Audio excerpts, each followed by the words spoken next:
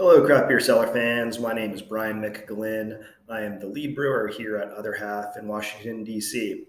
I'm here to talk today a bit about IPA. It's specifically three subcategories: the West Coast IPA, the East Coast IPA, and the New England IPA. In order to understand these beers stylistically, it's also helpful to know a bit about their regionality and time frame. Helps kind of understand the progression of these three beers.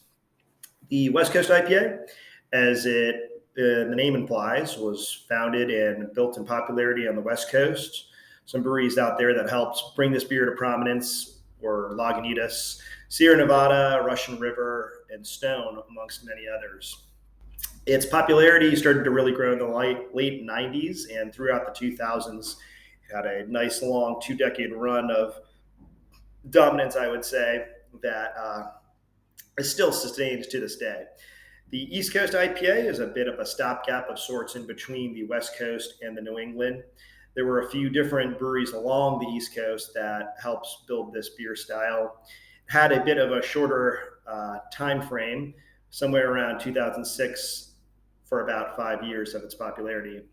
The New England IPA, founded in Vermont and built in popularity around the 2010 timeframe, and is popular to this day throughout the country.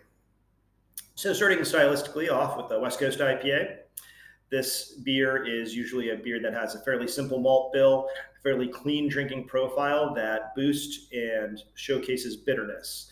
Some of the flavors that are going to come through are going to be a bit more pinier, more resinous, dank, and have a bit of a drying mouthfeel. Translucence is also important in this beer. I have here as a demonstration our West Coast IPA, Green Flowers. As you can see, there is translucence to the beer, which is an important aspect that has been sustained over the years. The beer should be very bitter, and bitterness is kind of the hallmark of this style of beer. The East Coast IPA, again, was a bit of a stopgap between the West Coast and the New England. It is a bit of a hybrid of sorts with a bitterness that also lends itself into juiciness. It can have clarity, but also can have just a bit of turbidity to it as well. It is a beer that is a mix of sorts between the New England and the West Coast IPA with a juicy bitterness frequently. The New England IPA is a beer that is full-bodied. It has a strong amount of turbidity throughout. I have here our All Citra Everything, a good example of New England IPA. It has quite a bit of turbidity to it, as you can see. From a aroma and flavor standpoint, it has a strong aroma due to a big dry hop.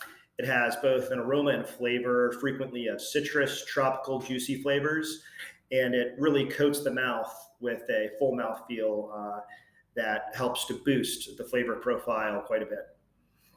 Those are the key differences between these beer styles, and I appreciate you stopping by. Thank you.